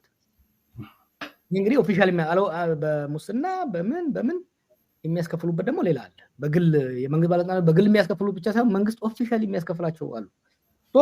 እኛ እያልን ያለ ነው አንደኛ ዘግይቷል፣ ሁለተኛ በቂ አይደለም ነው። አጀንዳ ተፋቸው ለሚለው ጥሩ ነበር እንደዛ ቢሆን። ጎሉ ላይ ኳሷን እያንቦጫረቋት ስንለጋባቸው ያለቃቅሳሉ። አስቀድመው አስበውበት ምን አይነት ኢሹዎች ናቸው? what is politics? ፖለቲካ ማለት ምን አይነት ማህበራዊ፣ ኢኮኖሚያዊ፣ ፖለቲካዊ፣ ኢንቫይሮንመንታዊ ጉዳዮች ናቸው? ኢመርጅ ኔክስት የሚቀጥለው ወር 2 ወር ከእንግዲህ 3 ወር ከእንግዲህ የዛሬ ዓመት የዛሬ 3 ዓመት ምንድናቸው? ኮንቴስትድ የሆኑ በህዝብ ውስጥ አንገብጋቢ ሆነው ሊወጡ የሚችሉ ጉዳዮች ምንድናቸው ብለን ማጥናት መቻል አለብን። ፕሮጀክት ማድረግ መቻል አለብን። that's what we do። መንግስት ደግሞ መንግስት ስልጣን ላይ ያሉ ሰዎች ባላቸው የፋይናንሻል እና የተቋም ብቃት ይሄንን እንኳን ማጥናት አልቻሉም። ምክንያቱም አብይ ሀገራዊ ተቋምን አፈረሰና የግለሰብ መጫወቻ አደረገው። ብቃትም እውቀትም የሌለው ግለሰብ ሆነ። በነገራችን ላይ አካባቢ ያሉ እኮ ብቃት ያላቸው ሰዎች አሁን ያነሳቸው ሰዎች ኤክስፒሪየንስ አውቃቸዋለሁ። እኔ በኢህአዴግ ጊዜ እኮ ታግያቸዋለሁ ብዙዎቹ። በኢህአዴግ ጊዜ የነበሩትን ሰዎች እስከ 1000 የሚሆኑት የመከላከያና የሲቪል አመራሮች ፖርትፎሊዮአቸውን በደንብ ነው ያጠናሁት። አይ ኖ ኬፓብል የሆኑ ሰዎች አሉ በየፊልዱ አሉ። የነኝን ሰዎች እውቀትና ልምድ እንኳን መጠቀም አልቻለም። ዝም ብሎ በታየው ብቻ እየሄደ ሀገርን አደቀቀ። አሁንም በደመ ነፍስ በቃ ኢንተለጀንስ ደረሰው። እንዴት እንደደረሰው ሌላ ጊዜ እነግርሃለሁ። በቃ መስከረም ላይ ሊፈነዳ ነው ሲባል ጊዜ በግርግር ደሞዝ ጨምር ብሎ አይደረግም። የዛሬ ወር ደሞዝ ጨምራለን አይባልም። ነዳጅ ለምሳሌ እንዳላስረዘመብህ ነዳጅ ይጠፋል። ስለጥፍ ነበር ባለው ነዳጅ ለምን እንደሚጠፋ ታውቃለህ? እያንዳንዱ ሚኒስቴርና ሚኒስቴር ዴታ ወይ ኮሚሽነር ምናምን ስፖንሰር የሚያደርገው ነዳጅ አከፋፋይ አለ የሚያመጣም ከላይ ያሉ ሚኒስቴሮች ኢምፖርት የሚያደርጉትን ስፖንሰር ያደርጓቸዋል ታጂ በከተማ በምናምን ያሉ ደግሞ ማዳ ያላቸው ሰዎች ስፖንሰር ያደርጋሉ ፓርትነርሺፕ ነው ትርፍ ጋራ ነው ወደ ዘይዱ ልክ የማክሮ ኢኮኖሚክ ቲም ቁጭ ብሎ የሚቀጥላል ላይ የነዳጅ ድጎማ የነዳጅ ዋጋን ለመለወጥ ለመጨመር ሲነጋገር ገና ስብሰባ ሳያልቅ ለአከፋፋዩ ይነገራል በውጣ ውረድ እስከታች ይደርሳል ማዳያዎቹን አጥረግልጎ የነበረው ነዳጅ ኦል ኦፍ ሰደን ይጠፋል ማን ሞኝ አለ ነገ 10 ብር የሚጨምር በሊትር 10 ብር የሚጨምር ነዳጅ ዛሬ በ100 ብር ከ10 ብር በታች ቀንሶ የሚሸጥ the system is compromised በህዋት ጊዜ ስቴት ካፕቸር ነበር ኤሊት ግሩፕ በተወሰኑ ሰዎች ስቴት ካፕቸር ነበር በፓርቲ ስቴት ካፕቸር ነበር አሁን ምንድነው የማፊያ አይነት ስቴት ሆነ the state has become a criminal enterprise የኤክስቶርሽን እና የኮረፕሽን ኦፊሻል ኮረፕሽን ሜካኒዝም ነው አንድ ባለፈው ነው ማከላከያ ኮሚቴ ላይ አንድ የቀረበ ነገር ነበር ኢንተለጀንስ እና ከሚሊተሪ ኢንተለጀንስ የቀረበ ነበር ሪፖርቱ ምንድነው የሚለው የሙስና በክልሎች ፕሬዝዳንቶች በዋና ከተማ ከንቲባዎች እና በፌደራል መስሪያ ቤት ሚኒስቴሮች በሚኒስቴሮች ደረጃ በተቀናጀ ግልጽ እና ጋድ በሆነ መልኩ ነው ዘረፋ እየተካሄደ ያለው ይላል ይሄን ያለው አብይ የሾመው የአብይ ኢንተለጀንስ እና የመከላከያ ተቋማት ናቸው የሚያቀርቡት ሀገሪቷ ሴኩሪቲን ሪስቶር ለማድረግ ጋሬጣ የሆነው አንዱ ምክንያት ሙስና ከመንሰራፋቱ የተነሳ የመንግስት አገልግሎት የግለሰቦች ገንዘብ መበዝበያ መዋቅር ሆኗል እሰይስ ይሁን ከተደመጠ በኋላ እርምጃ ይወሰዳል ሲባል ታዋቸው ለምክንያቱም እነዚህ ሰዎች እያስፈራራ ይሄንን አንድ ነገር በተቃወሚኝ አወጣብሻለሁ እያለ ከንቲባውንም ፕሬዝዳንቱንም ለማስፈራሪያ ለመጠቀም ያስቀመጠው ነው ይሄ ሁሉ ተደባምሮ እኛ ዶወሪኛ አጀንዳ እናጣማ አጀንዳ ይሰጡናል እኛ ኳሱን ሁሉ ያቀብሉናል ኳሱን እኛ መለጋት እንጨምራለን የህዝባችን ላይ የሚደርስ ማንኛውም ችግር ማጋለጥ የመንግስት ድግመትና ጥፋትን ማጋለጥ ሀገራችን ውስጥ ለውጥ እንዲመጣ ሀገራችንና ህዝባችንን የሚመጥን አመራር መምጣት አለበት ሀገራችንን ገለው አፍርሰዋት የዓለም መሳቂያ መሳለቂያ እኮ ያደረጉት we are too ashamed to face any world commentator የዲፕሎማቶችን የሚዲያ ሰዎችን ሳገኝ ተሳቀቃል the level of political and economic mismanagement the level of immaturity stupidity and arrogance ታይቶ የሚታወቅ አይደለም በዲፕሎማሲው ባለፈው እንዳልኩት በመጨረሻው ደረጃ ላይ በኢኮኖሚው ከስራል ሴኩሪቲው ፈርሶ ባለበት አጀንዳ ታጣላችሁ የሚል ቀልድ I don't think they know what's really happening ጥሩ እንግዲህ ውይይታችንን ወደ ማገባደዱ እንሄዳለን ጃዋር ምናልባት አሁን ያወራውን ነገር መንግስት መመለስ አይችልም መመለስ አለበት እኛ መንግስት አጥርቶ በራሱን የመለሰው የሚለውን ነገር አንተ የተናገርከውን ነገር እናሳ ምናልባትም መንግስት በራሱ ጊዜ አጥንቶን የመለሰው አሁን ለምንድነው የሚቆጡት ለምንድነው የሚናገሩት የሚለውን ነገር አንድ ቪዲዮ እናንሳና አንድ ነገር ብቻ ላንሳ በታክስ ምናልባት ቫት ላይ የተጨመሩ ነገሮችን ብናነሳ መንግስት የጨመራቸው ነገሮች አሉ 15% ይከፈል የነበረውን አሁን ወደ 2% ጨምሮ ወደ 17% አድርሶታል ይሄ ራሱ በራሱ ጊዜ እንግዲህ ደሞዝ ሳይጨመር በፊት ነው ይሄ ነገር ይፋ የተደረገውና በአጠቃላይ በንግዱ ማህበረሰብ ዘንድ ላይ የሚፈጥረውን የኑሮ ጭማሪ ደሞዝ ታከለበት የሚመጣውን ነገር እናንሳ አንተ ያልካትን ቪዲዮ እንደው ዝም ብለን እንደ ጨረፍታ እናሳይና ወደዛ እንሄዳለን እንዲያድኑ የተላኩ ናቸው ብዬ ነው ማስበው ሌላው ጥያቄ መንግስት የመመለስ አቅም አለው ወይ yes የመመለስ አቅም አለው አንደኛ ኢኮኖሚውን የጎዳ ሁለት ነገር ነው ባለፈው 7 አንዱ ጦርነት ነው ሁለተኛው ምርታማ ባልሆነው የኢኮኖሚ ዘርፍ ላይ የሀገርን ገንዘብ ማባከን ነው። እነዚህን ቪዲዮዎች አሁንችን ቪዲዮ ያሳየሁት ለምንድን ነው? በአጠቃላይ ሀገሪቱ ውስጥ ያለው የኑሮ ውድነት ሁለቱ መሰረታዊ ነገሮች እነዚህ ሁለቱ ነገሮች ናቸው። መንግስት መመለስ አለበት፣ እነዚህ ግዴታ መመለስ አለበት፣ ይችላል መመለስ አለበት የሚለው ነገር ስታነሳ ነበር የነበረው። አሁንስ ጦርነት ቆሟል ወይ? ጦርነት ሳይቆም ነው ይሄ ነገር እየተደረገ ያለው። ደሞዝ ጭማሪም እየተደረገ ያለው ብልጭልጭ ለብልጭልጭ ተብሎ ወይ ደግሞ እነዚህ የሪዞርት ፕሮጀክቶች እየሄዱ ባለበት ሁኔታ ነው ይሄ ነገር እየተጨመረ ያለው። እነዚህ ሁለቱ ጎን ለጎን እየሄዱ ባለበት ሁኔታ ላይ መንግስት ደሞዝ ጨምር ያለው ይላል፣ ነጋዴው ደሞዝ ሲጨመር መጨመር እንደሚችል ጭምር የሲቪል ሰርቪሱ ሚኒስትር ይናገራሉ። ምናልባት ደሞዝ እጃቸው እስኪደርስ ግን ታገሷቸው የሚል ነገር እንደመለማመጥም እንደማስፈራሪያም ነገር ነው የሚናገሩት። እና መንግስት ደግሞ በጎን የራሱን ጭማሪ አድርጓል። ካሁኑ ደሞዝ እንደሚጨምር ስለሚያውቅ ቀድሞ ቫት 2% ጨምሮ አስቀምጧል እዛ ላይ። እና እነዚህ ነገሮች ሌላውን ቀውስ ሌላ አጀንዳ ይፈጥራሉ ወይ የሚል ግምት አለ ወይ? ጆር ከዚህ ጋር በተገናኘ ያንተ እይታ ምንድን ነው? የኢትዮጵያን ኢኮኖሚ እንደ ጎተራ ወሰደው። የጎተራ እህል ጎተራ እናንተ አካባቢ ያለ አይደለም? ያ ጎተራ ከስር ከተበሳ የኢትዮጵያ ኢኮኖሚም ከስር የተበሳ ጦርነቱ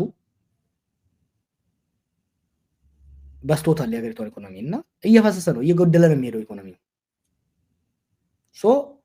አንደኛው ስራ መሆን ያለበት የተበሳውን ቀዳዳ መድፈን መቻል አለብህ፣ ኢኮኖሚው እንዳይፈስ። ሁለተኛ ወጪ ደግሞ ወጪ በስና በጦርነት ለዚህ ለብልጭልጭ የሚያወጡትን መቀነስ አልቻሉም። አሁን ምንድነው መንግስት እያደረገ እና ብዬ ያደረገው ያሉት ከዛችሁ እየጎደለች እየፈሰሰች ካለችው ጎተራ ትንሽ አንድ በቁና ለመንግስት ሰራተኛው ሰጠው። ይሄ ኢኮኖሚውን ያጎለዋል። ከስር ያለውን ቀዳዳውን እስካልሸፈንከው ድረስ ለጎተራው መጉደል ዋናው ምክንያት የሆነው ጎተራውን የበሳውን ዋናው ምክንያት እስካልፈታውና ጎተራው ማፍሰስ እስካላቆመ ድረስ ኢኮኖሚው እህሉ መጉደል ጎተራው ያለው እህል መጉደል ይጨምራል። እህሉ መጉደል እስከጨመረ ድረስ የእህል እጥረት ይኖራል። ቤዚክ እና እነሱ አሁንም አይተ እንደሆነ በመግለጫቸውም እንደመሳቸዋለን፣ እናጠፋቸዋለን፣ እናረጋቸዋለን ምናምን እኛ የመደምሰስ አቅምም የላቸውም። አሁን የለም የመደምሰስ አቅምም የላቸውም። ኢኮኖሚ መቆጣጠር አቅምም የላቸውም። ሰዎች የመግደል አቅም አላቸው ነው ምንም ጥያቄ የለውም። ግን ኦቨርኦል ያለው ሲቹዌሽን አድሬስ ለማድረግ ቅድም እንዳልኩ ብቃትም የላቸውም። እንደኔ ሎክ ፖለቲካውን ማስተካከል ላይ ፎከስ ማድረግ ቢችሉ ጥሩ ነበር። እሱም ማድረግ አልቻሉም። አሁን የኢኮኖሚው ደግሞ አሁን እኮ ደሱ አይደለም የሚወስዱት they have lost economic autonomy ኢኮኖሚክ ሶቨርኒቲ አጥቷል ኢትዮጵያ ዛሬ የኢትዮጵያን ኢኮኖሚ ሌላ ይቅርና የንግድ ባንኩን ብሔራዊ ባንክ እኮ እኛን ሹምላችሁ እያሏቸው ነው ያሉት። እንቢ ብለዋል፣ ግን የግድ ያስገድዷቸዋል። ወይ ይሄንኑ ሰው እጅ ያሰጣሉ፣ እስካሁን እጅ ካሰጠ ወይ ሌላ ሰው ለነሱ ሪፖርት እንዲያደርግ ያደርጋሉ። አንድ ምን አደረጉ መሰለህ? ለምሳሌ አንድ ሰሞን የባንኮች ይለጥፋሉ፣ ዛሬ ዶላር በዚህ እንሸጣለን በዚህ እንገዛለን። እየተደወለላቸው ነው የሚነገራቸው፣ በዚህ ሽጡ በዚህ ግዙ። ውርድ በሆነ መልኩ ዋጋቸው ይቀራረብ ነበር። በተጨማሪ ግን ባንክ ሄዶ በዛ የሚገዛ ሰው አልነበረም። ባንክ የሰርቪስ የኮሚሽን ምናምን ተብሎ ከብላክ ማርኬቱ እኩል ነው የምትገዛው፣ ለኤልሲም ለሌላም ጉዳይ። እነሱ አይኤምኤፍን የሚሸውዱ ወይም ወርልድ ባንክን የሚሸውዱ መስሏቸዋል። ደረሱባቸው፣ ወጥረው ያዟቸው። that's why they will አሁን በቅርቡ የብር ዋጋ እንዲነር ያደርጉታል። ግዴታ ነው የሚሆንባቸው። ያ ደግሞ የገበሬውንም ሆነ የነጋዴው ላይ እየደረሰው ያለው ነገር በጣም ያንገበግበኛል። በከተማ ያለው ማህበረሰባችን 15-20% ከሆነ ይህንን በከተማ ያለው ማህበረሰብ 70-80% የሚደጉመው ይሄ መካከለኛና አነስተኛ ነጋዴ ነው። ሱቆች ያለው ትንሽ ፋብሪካዎች ያለው ንግሮችን ይሄ በየቀኑ እያገላበጠ የሚሰራው ሰው ነው። ሸምሱ ሱቅ ካለው በራሱ ላይ ሚስቱና አምስት ልጆቹ ወይ ደግሞ ዘመድ መጥቶ አጠገቡ ይኖራል። household of 5-10% ነው ይሄ ሰው ሰብሲዳይዝ የሚያደርገው። እነዚህን ሰዎች ማምሰን ፓፕስ ሾፕ የሚያደርጉ ሰዎች መደጎም ነበረባቸው። ከመደጎም ይልቅ ግን እነሱ ላይ ምክንያቱም እነሱ ዴር ቱ ስሞል ባለስልጣናቱንም ጉቦ አድርገው ምናምን አድርገው ዳና ነገር ላለማግኘት አይችሉም። እነዚህ ሰዎች ነው እያቆረቆዙ ታክሲንግ ዘ ካንትሪ ቱ ዴዝ እኮ ምንም እንኳን የሰው የጸጥታ ሌላ ነገር ሳይሻሽልለት የሚያደርጉትን የዘረፋ ግብር ሳይሆን ዘረፋ ኢኮኖሚን እያባባሰ ነው እየሄደ ያለው። በጣም ጥሩ ጃዋር፣ እንግዲህ ሰዓታችንንም ለመቆጠብ ያህል ውይይታችንን በአንድ ርዕስ ላይ ብቻ ያተኮረ እንደመሆኑ በዚሁ ልንቋጭ ተገድናል። እንደው በአጠቃላይ ከዚህ ጋር በተገናኘ መነሳት አለበት የምትለው በስተመጨረሻ ማስተላለፍ የምትፈልገው ዛሬ ካነሳናቸው ሀሳቦች ጋር በኢኮኖሚ ጋር አሁንም መደረግ አለባቸው ብለህ የምታስባቸው እና እንደ መልእክት የምታስተላልፋቸው መልእክቶች ካሉ የመጨረሻ መልእክታችን በዚህ እናድርግ። እነኚህ ጊዜያዊ የፋሻ መለጠፍን ሰው ብዙ እንትን ማለት የለበትም። ባለፉት በኦሮምኛ ጽፌዋለሁ የፉዳ ገላ ብዬ የጻፉት ይላል። የወለጋ ፈረንጅ ሐኪም ነበረ አርጆ ነው መሰለኝ ነጆ ብዬ ዳልሳሳት አሁንም በቀለ ገርባ ነው እስር ቤት የነገረኝና ሐኪም ቤት ይወስዳሉ ሰው እና ሰው ሲሄድ ሐኪሙ ያይና ያው ሰውየው ማይድን መሆኑን ሲያቅ ይሞታል ለማለት ያው ሼም ስለሚይዘው አይ በቃ እስቲ ወደ ቤት ይዛችሁ ትሄዱና በአጥሚት በምናምን ሞክሩት ይላል። ፉዳ ገላ ይዛችሁ ግቡ ማለት ሰውየው መሄዱ ነውና ለቀብር ተዘጋጁ ነው። ይሄ ፉዳ ገላ ሰውየው ካለ ይዛችሁ ግቡ ማለት ነው። ያለ ቤት ዘመድ ተሰብስቦ ያው ደጋም ያለው ቆላም ያለው የተስካርም የምንም እያዘጋጀ ቀኑ ይጠባበቃል፣ መጥቶ ይሰናበታል። የመጨረሻውን ቀኖች ኮንፈርት እንዲኖረው ያደርግለታል።